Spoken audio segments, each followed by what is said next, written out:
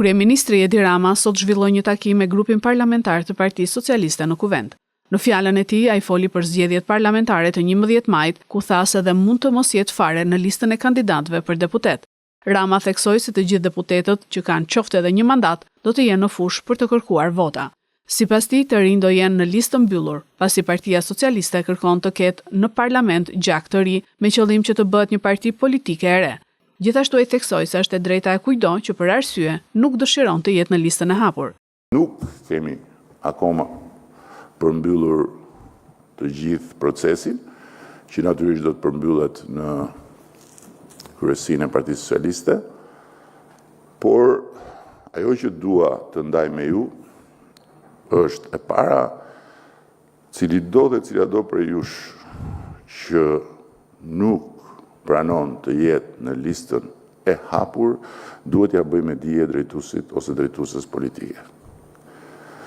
Parimi themelor i listës së re do të jetë asnjë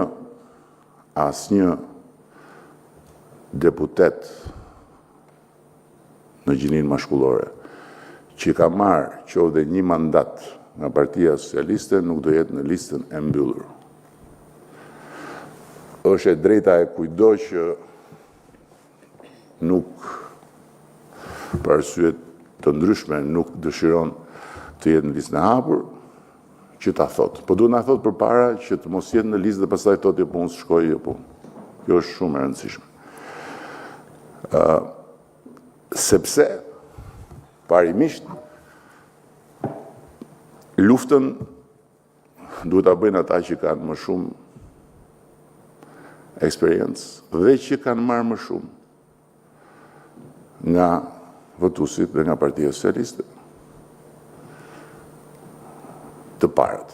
Patjetër që në listën e hapur do të ketë dhe plot të rinj, dhe plot të reja. Unë e kam shprehur dhe kam thënë që drejtuesit politik duhet të jenë në listën e hapur. Problemi që më duket se ka argumenti im është që kjo do çorodiste gjithë procesin, sepse nuk do të lejonte asnjë barazi shansesh në garë. Vendimin për veten time nuk e kam akoma të marrë plotësisht se mund dhe mos janë fare në listë. Nuk e qenë deputet i gjithë për detyrën që kam. Dhe për mos i zënë vendin askujt.